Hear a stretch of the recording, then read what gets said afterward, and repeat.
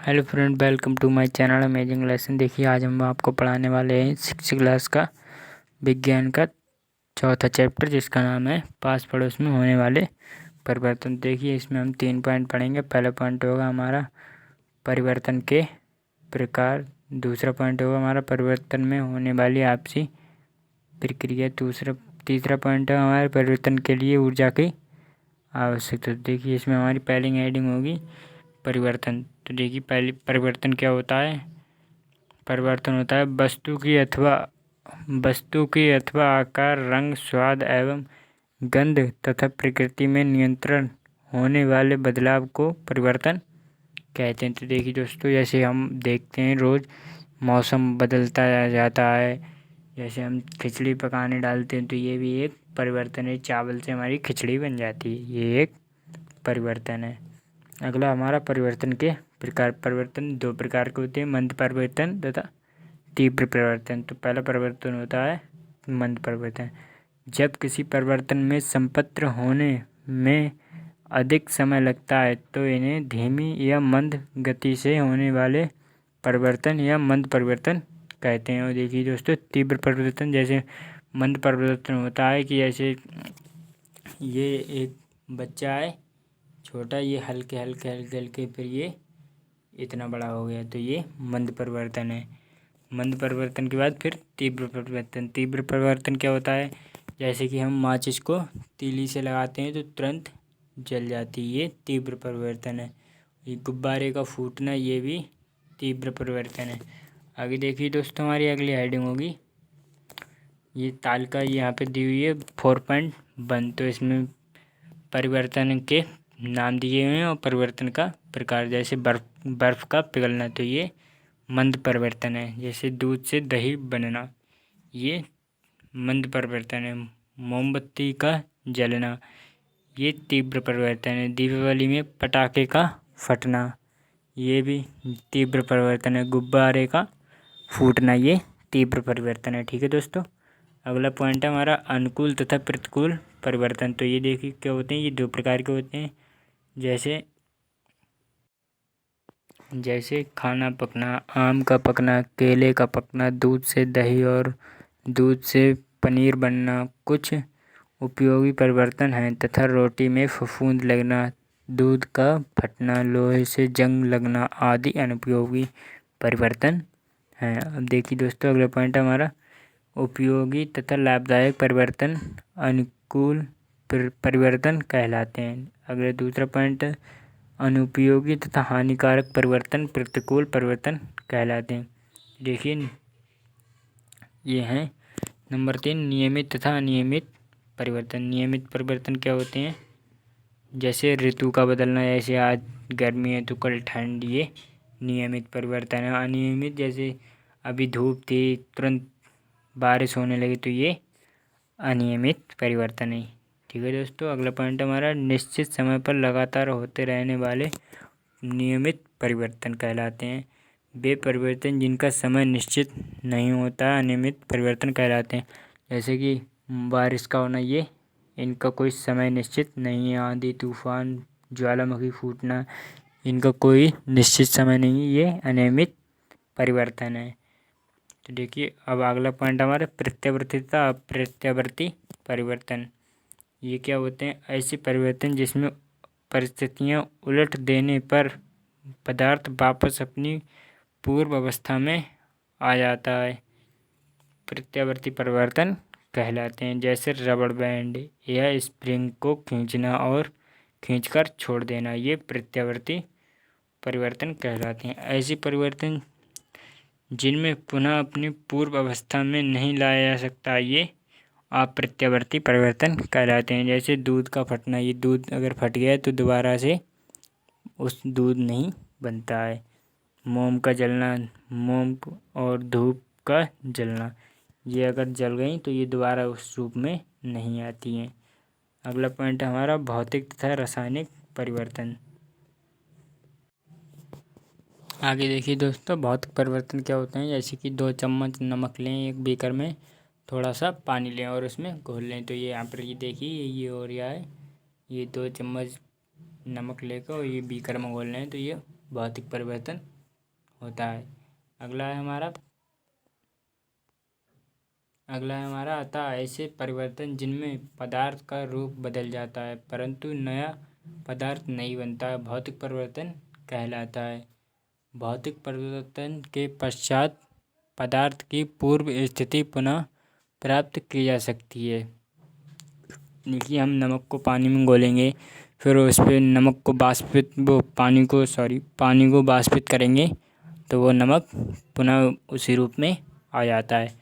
अगला है हमारा ऐसा परिवर्तन जिनमें एक या एक से अधिक नया पदार्थ बनता है, रासायनिक परिवर्तन कहलाता है। रासायनिक परिवर्तन के पश्चात सामान्यतः पूर्व पदार्थ को प्राप्त नहीं किया जा सकता है। जैसे कि दूध को हम फाड़ें तो दूध को हम पुनः प्राप्त नहीं कर सकते हैं, अगर वो ख़राब हो गया तो ये रासायनिक परिवर्तन है। अगला हमारा पॉइंट है प्राकृतिक तथा कृत्रिम परिवर्तन। तो ये क्या होते हैं? प्राकृतिक परिवर्तन, जैसे मौसम तथा जलवायु परिवर्तन से आप सभी परिचित हैं। इसी प्रकार प्रकृति में कुछ परिवर्तन स्वतः होते रहते हैं, जैसे दिन रात, वर्षा, आंधी तूफान आदि, मौसम का बदलना, बादल का आना, वर्षा का होना, ज्वालामुखी का फूटना, तूफान, भूकंप का आना, ज्वार भाटा आना, आंधी तूफान, बाढ़, सूखा पानी आदि पड़ना, ये प्रकृति के परिवर्तन होते हैं। इसका उदाहरण है कृत्रिम परिवर्तन। कृत्रिम परिवर्तन क्या होता है? कृत्रिम परिवर्तन आपने बढ़ई को लकड़ी से मेज, कुर्सी या तख्त बनाते हुए देखा होगा, जैसे, और सीमेंट से घर बनते हुए देखा होगा, ईंटों से, तो ये कृत्रिम परिवर्तन कहलाते हैं।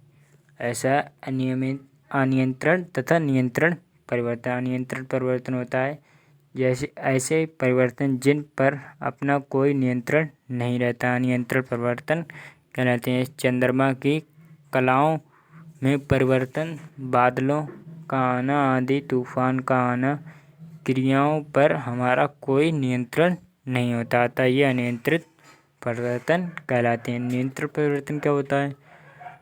ऐसे परिवर्तन को जिन पर हम नियंत्रण परिवर्तन, जैसे ऐसे परिवर्तन जिन पर अपना नियंत्रण रहता है, नियंत्रण परिवर्तन कहलाते हैं। जैसे बिजली के पंखे की गति तेज या धीमी करना, लैंटेन की रोशनी कम या ज़्यादा करना, ये नियमित परिवर्तन होते हैं। अगला पॉइंट है हमारा, देखिए,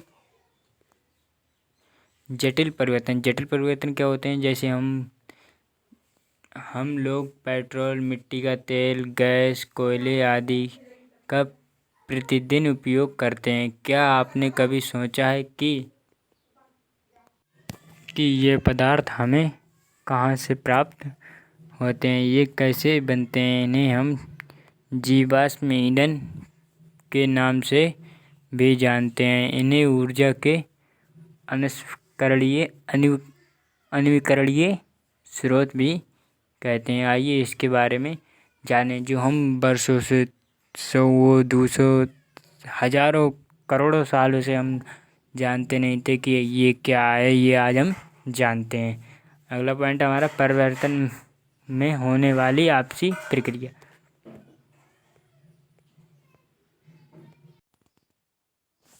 अगला पॉइंट हमारा परिवर्तन के लिए ऊर्जा की आवश्यकता। देखिए क्या है, अनेक परिवर्तन के लिए ऊर्जा की आवश्यकता होती है। जैसे थोड़ा सा अल्कोहल हथेली पर रखने पर यह शरीर की ऊर्जा अवशोषित करके वाष्पित हो जाता है।